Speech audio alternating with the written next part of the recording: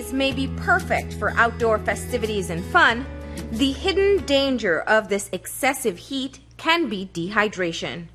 Our bodies as adults average a composition of 60% water. In children, 75%. Water is vital for us. We couldn't really live without water, and there are many functions that water has in your body, including control of your internal temperature and heat.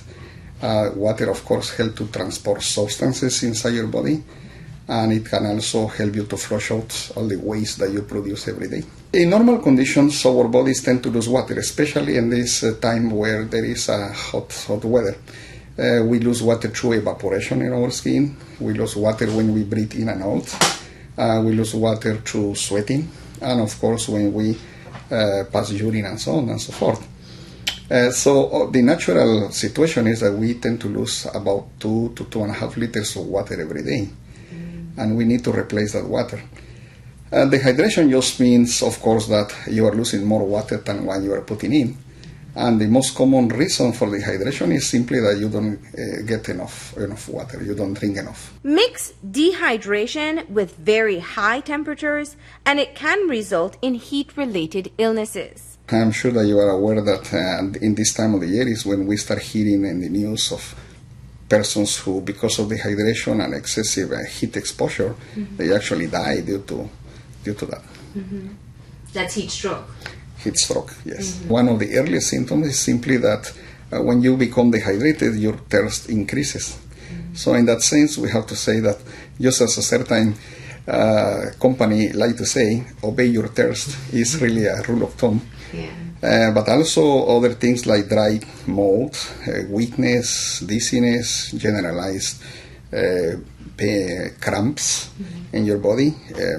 And if the dehydration worsens, the patient can develop confusion, palpitations, fainting spells, even high temperature fever. And if the dehydration is not corrected or it gets worse, the patient can end up having seizures, coma, and even death. So how much water should you be drinking? Well, the body loses approximately 2.5 liters of water a day.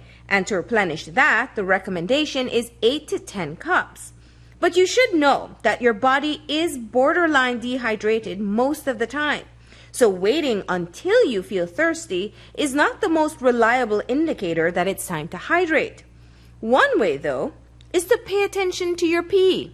Here's why. One of the first things that your body will do when you are becoming dehydrated is that it's going to start trying to save fluid. And one of the easiest ways that the body has is to order the kidneys to stop producing urine or to concentrate it, that is to say, to steal all the water out of the urine.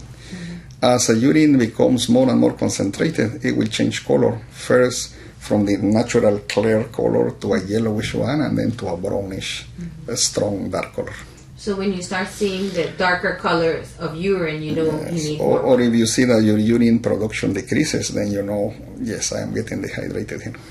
Avoiding the heat is not an option for most of us. And with the children headed back to school next week, Dr. Godinez has the following tips on how to prevent dehydration in both adults and children. Keep hydrated adequately, that is to say, drink enough water throughout the day. Preferably use cool, loose, light-colored clothes. That will decrease also the effect of the sunlight and the heat on you. You can avoid prolonged exposure to heat, especially in the hours of noon or in the afternoon when the heat is highest. You should try to look for cool places where to stay, shady places.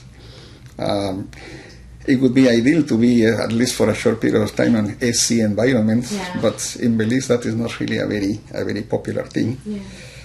Avoiding strenuous or excessive physical activity during those hours. And very important, of course, to keep a source of hydration all through the day.